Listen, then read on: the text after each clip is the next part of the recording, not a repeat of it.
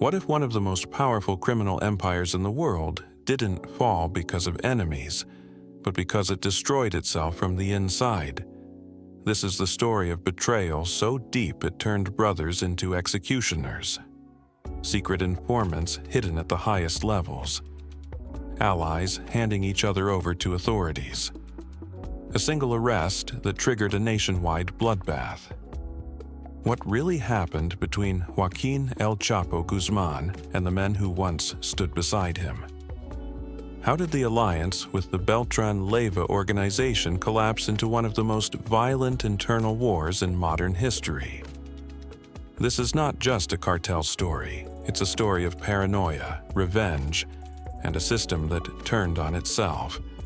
Stay with us, because what you're about to hear sounds unbelievable, but it's all real. And if you want more stories like this, make sure to follow the channel. The alliance held because everyone believed it had to. Power flowed through shared roots, shared enemies, and shared silence. At the center stood Joaquin El Chapo Guzman and Ismael El Mayo Zambada, men who understood that survival depended on keeping strong partners close. Among those partners were the brothers of the Beltran Leyva organization, operators who controlled key corridors and enforced discipline with quiet efficiency.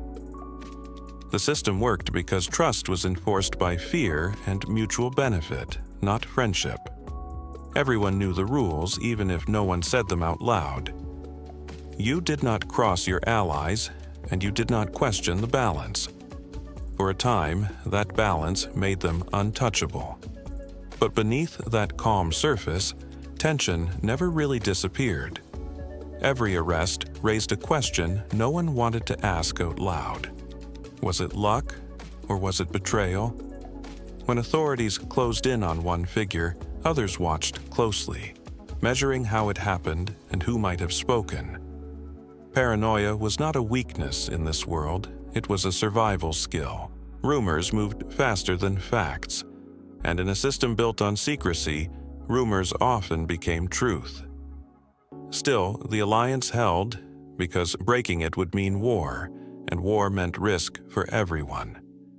Everything changed in 2008 with the arrest of Alfredo Beltran Leyva. He was taken into custody by Mexican authorities, and almost immediately suspicion spread through the organization. This was not seen as a random capture, it was seen as a message. His brothers, especially Arturo Beltran Leyva, did not believe it was chance. They believed someone close had given him up. And in their eyes there was one name that made sense: El Chapo. Whether that belief was true or not did not matter anymore. In that world, perception was reality, and reality demanded revenge. The fallout was immediate and brutal. What had once been a unified network split into enemies overnight. The Beltran Leyva faction broke away and turned against their former partners with a level of violence that shocked even seasoned observers. Old allies became targets. Safe houses became kill zones. Trust collapsed faster than anyone could control it. The brothers aligned themselves with rival groups, including Los Zetas, strengthening their position and making the conflict even more dangerous. This was no longer a quiet power struggle. It was open war. Retaliation came quickly and personally. One of the most devastating blows was the killing of a son of El Chapo, a message that no one was beyond reach. Violence became intimate, deliberate, and symbolic. It was not just about territory anymore. It was about betrayal, pride, and fear. Every move carried the weight of suspicion. Every alliance felt temporary. The system that once relied on cooperation now fed on revenge. The war did not begin because of enemies on the outside. It began because trust inside the cartel was destroyed. The break did not settle into a clean split. It spiraled outward, pulling entire regions into chaos. Cities that had once operated under quiet control became battlegrounds overnight. Gunfire in the streets was no longer rare. It was expected. Convoys moved with heavier weapons, checkpoints appeared and disappeared, and entire neighborhoods learned to read the signs of violence before it arrived. This was no longer a hidden war. It was visible, loud, and impossible to ignore. The conflict between Sinaloa and the Beltran Leyva faction spread across northern and central Mexico, dragging in other groups that saw opportunity in the fracture. What began as a betrayal became a chain reaction. As the violence escalated, the nature of the fight began to change. It was not just about who controlled territory. It became a war of information. Knowing who was moving, who was hiding, and who was talking became more valuable than weapons. Allegations surfaced that people close to Joaquin El Chapo Guzman had connections that allowed them to pass information to authorities when it suited them. Whether every claim was true did not matter. The idea that someone could survive by sacrificing others took hold inside the organization. That idea spread faster than any order ever could. One of the most damaging revelations involved Humberto Loya Castro, a lawyer tied to high-level figures who had secretly cooperated with U.S. authorities. The discovery confirmed the worst fear inside the cartel. Betrayal could come from within the inner circle. It was not just foot soldiers at risk anymore. It was leadership, advisors, and anyone with access to sensitive information. Trust did not just weaken. It shattered into pieces that could not be put back together. Every conversation carried risk. Every meeting felt like a test. The response was predictable and brutal. Internal purges began to spread through the ranks. Anyone suspected of leaking information could be detained, interrogated, or executed. Suspicion did not require proof. It only required doubt. People were killed not because betrayal was confirmed, but because it was feared. This created a cycle that fed itself. The more people were punished, the more others believed betrayal was everywhere. Fear became the governing force inside the cartel. Loyalty was no longer assumed. It had to be constantly proven, and even then it might not be enough. At the same time, the external war continued to intensify. The Beltran Leyva faction carried out coordinated attacks, targeting both leadership and infrastructure. Executions were no longer just strategic, they were symbolic. Bodies were left in public places. Messages were delivered in ways designed to spread terror, and violence became a form of communication. Sinaloa responded in kind, striking back with equal force. The conflict turned into a competition of brutality, each side trying to demonstrate dominance through fear. The death of Arturo Beltran Leyva in 2009 marked a turning point, but not in the way many expected.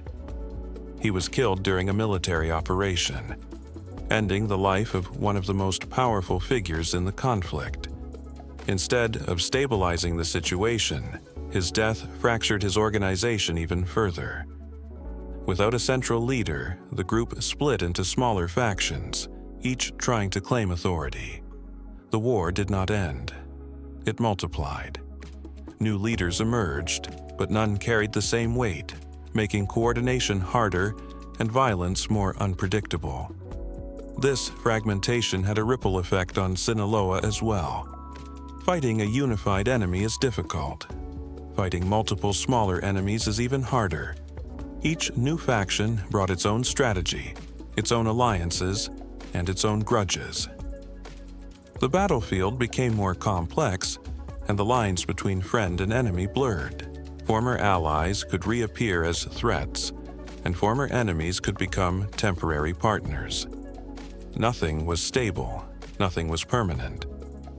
Inside Sinaloa, leadership had to adapt to survive. Communication became more controlled. Movements became more secretive. The structure of the organization began to shift from centralized control to a more flexible network. This made it harder for authorities to dismantle, but it also made it harder to maintain unity. Power became more distributed, and with that distribution came more competition. Different groups within the cartel began to operate with greater independence, making decisions based on their own survival rather than a shared strategy. Meanwhile, the broader environment continued to deteriorate. Government pressure increased, military operations intensified, and international attention grew. Every arrest, every raid, and every seizure added more pressure to an already unstable system. The cartel was now fighting on multiple fronts at once. External enemies pushed from the outside, while internal distrust pulled from within. It was a slow collapse, not from a single blow, but from constant strain. The psychological toll of this environment cannot be overstated. Living under constant suspicion changes how people think and act. Decisions become more aggressive, more defensive, and more immediate. Long-term planning becomes difficult when survival is uncertain. This shift in mindset accelerated the cycle of violence, as leaders chose actions that ensured short-term safety at the cost of long-term stability. The result was a system that could no longer sustain itself in the same way it once had. By this stage, the original alliance was unrecognizable. The idea of a unified Sinaloa network working in harmony with its former partners was gone. In its place was a fractured landscape of competing interests, shifting loyalties, and constant violence. The war with the Beltran-Leyva faction had done more than create an enemy. It had exposed the weakness at the core of the system. Trust, once the invisible force holding everything together, had been replaced by fear. And fear does not build stable structures. It breaks them down piece by piece until nothing solid remains. The pressure did not ease as the years went on. It tightened. What had once been a powerful, coordinated system was now stretched thin across too many fronts, and the strain began to show in every decision. Leadership was still present, but it no longer carried the same certainty. Joaquin El Chapo Guzman remained one of the most recognizable figures, but even his influence could not fully control what the organization had become. The network was no longer a single force. It was a collection of moving parts trying to hold together under pressure. When he was captured in 2014, it sent a shock through the system, but not the kind that ended it. Instead, it exposed just how unstable things had already become. Leadership gaps create opportunities, and in this world, opportunity attracts conflict. While he was in custody, others adjusted quickly, maintaining operations and protecting their own positions. His escape in 2015 showed that influence still mattered, but it also revealed something deeper. Even a dramatic return could not restore what had already been lost. The structure had changed too much. The trust that once held it together was gone. By the time he was recaptured in 2016, the situation had shifted again. This time, the outcome was final. His extradition to the United States in 2017 removed him from the equation completely, and with that removal came a new phase of instability. There was no single figure who could step in and command universal loyalty. Instead, different groups moved to secure their own power. The absence of a central authority did not create order. It created competition. One of the most visible developments was the rise of the next generation, often referred to as Los Chapitos, the sons of El Chapo. They held influence, resources, and recognition, but they did not inherit absolute control. At the same time, figures aligned with Ismael El Mayo Zambada maintained their own networks and authority. This was not a clean succession. It was a balancing act between competing centers of power. Each side needed the other to survive, but neither fully trusted the other to lead. The result was a quieter but equally dangerous kind of conflict. Open war was not always necessary anymore. Tension lived beneath the surface, shaping decisions and alliances. Groups operated with more independence, focusing on their own territories and interests. Coordination still existed, but it was limited and often temporary. Unity became a strategy rather than a reality, something used when it was useful and abandoned when it was not. This shift changed how the organization functioned at every level. Decisions became more localized, more immediate, and more defensive. Without a strong central command, there was less ability to plan long-term or enforce consistent rules. Each faction adapted in its own way, creating a patchwork system that could survive pressure but struggled to maintain stability. Flexibility kept it alive, but fragmentation kept it weak. At the same time, external pressure did not let up. Law enforcement continued to target key figures, disrupt operations, and gather intelligence. Every arrest carried more weight now because there was less structure to absorb the impact.